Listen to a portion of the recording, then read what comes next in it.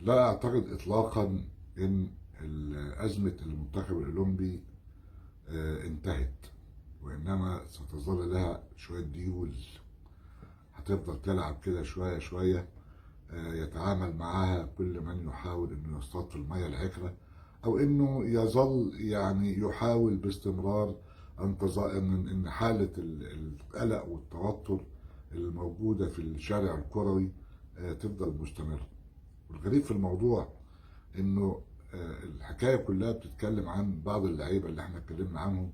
النهارده سيبنا كل اللعيبه دي وبنتكلم في ابراهيم عادل. ابراهيم عادل هيطلع يلعب الماتش ولا مش طالع؟ ابراهيم عادل الاهلي وافق في القعده ولا ما وافقش؟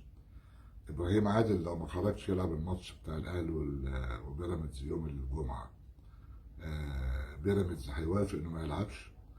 هل المباراة مهددة بأي نوع من المشاكل والعراقيل بسبب لاعب، زي ما كان الهلع العام أصاب الشارع بسبب 3 لعيبة يسافروا مع المنتخب الأولمبي محدش سافر منهم، وفي الآخر اتلصقت العملية ويلا خد الاتنين دول ويلا بارك الله في مرازي عم ميكالي. الناس بتتكلم عن إن النادي الأهلي مزرجن، في ناس بتتكلم عن إن في لوائح بتمنع خروج إبراهيم عادل، في ناس بتتكلم إن بيراميدز بيهدد. يعني اكيد مفيش ازمه، بالتاكيد مفيش ازمه في حكايه ابراهيم عادل او في حكايه المباراه ماتش وبيراميدز.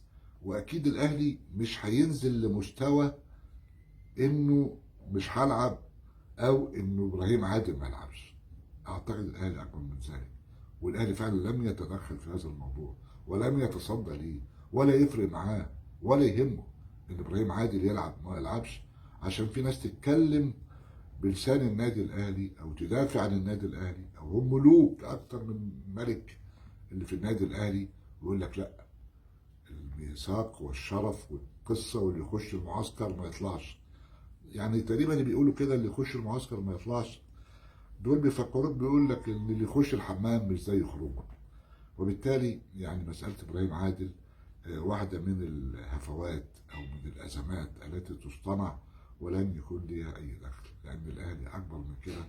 واعتقد بيراميدز مش يعني هيتكلم في الموضوع لان ده موضوع متفق عليه. احنا قدام حالات خزعبليه، اتمنى ان هي تنتهي عشان المركب تمشي، لانها كده في طريقها ان هي تغرز، واذا غرزت هتاخد وقت كبير عشان تعرف تطلع. شكرا لحضرتك.